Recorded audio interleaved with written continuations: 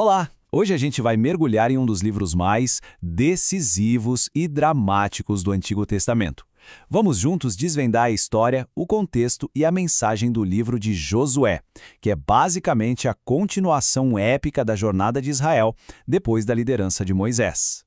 E para começar, um fato que é simplesmente fascinante. O nome do protagonista, Josué, em hebraico é Jehoshua. Sabe o que significa salvação por Yahweh? Mas o mais interessante é que, quando esse nome foi para o grego, ele virou Jesus. Exato, sou familiar, é o mesmo nome de Jesus. Só essa conexão linguística já nos dá uma bela pista da importância simbólica desse líder desde o comecinho da história. Então, vamos começar pelo homem por trás desse nome tão significativo.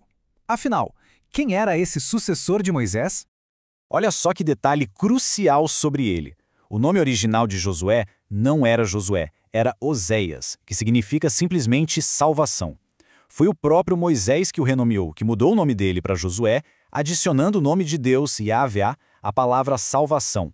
E isso não foi um mero capricho, não. Foi uma declaração profética. Era como se Moisés estivesse dizendo que a missão de Josué seria cumprida não pela força dele, mas sim pelo poder de Deus. Agora, vamos entrar num pequeno mistério histórico. Porque, apesar de o livro levar o nome dele, existe todo um debate acadêmico sobre quem realmente sentou e escreveu tudo. Vamos dar uma olhada nas evidências. Pois é, a autoria desse livro é um verdadeiro quebra-cabeça histórico. Teria sido o próprio Josué a registrar tudo? Ou será que o texto foi compilado bem mais tarde? E olha, tem argumentos bons dos dois lados. Os críticos apontam para certos detalhes, como nomes de lugares que parecem ter sido atualizados mais tarde, e dizem, isso soa como algo escrito depois. Mas, por outro lado, a tradição judaica e algumas evidências dentro do próprio texto, como a menção de que Raabe ainda estava viva quando o livro foi escrito, apontam diretamente para o próprio Josué. O consenso mais comum hoje em dia é que Josué escreveu o relato principal, o coração do livro, e mais tarde, alguns escribas podem ter feito pequenas atualizações só para deixar o texto mais claro para as novas gerações.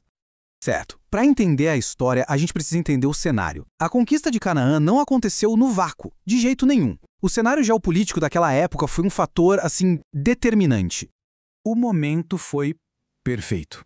Por volta de 1405 a.C., bem quando Israel estava se preparando para entrar em Canaã, o grande império do Egito que dominava a região começou a enfraquecer.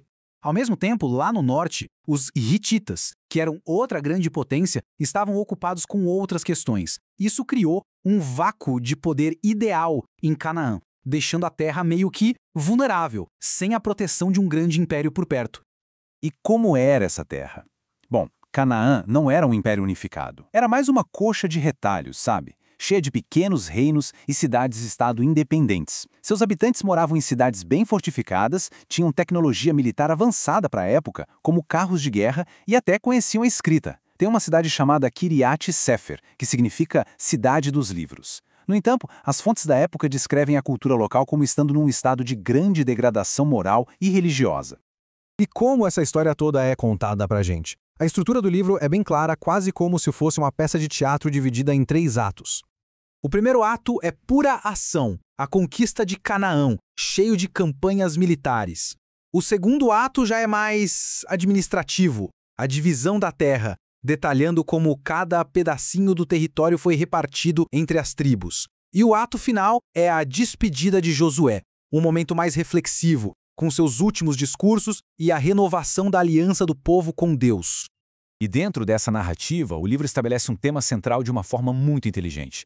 Ele contrasta 2 batalhas. A famosa vitória em Jericó é apresentada como resultado direto da obediência total, de seguir à risca as instruções divinas.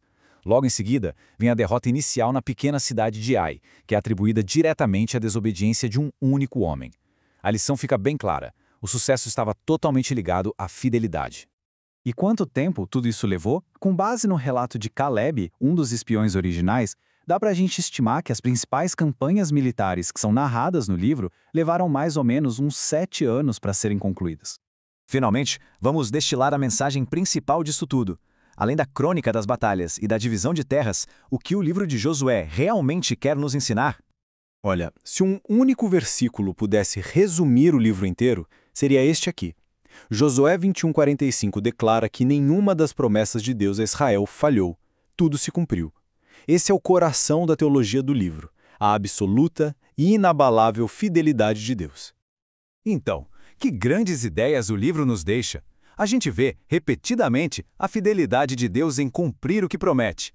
Vemos a necessidade da obediência para alcançar a vitória. A ideia de que a terra era uma herança divina, não apenas uma conquista militar. A importância de ter uma liderança consagrada e o perigo constante de confiar na própria força em vez de depender totalmente de Deus.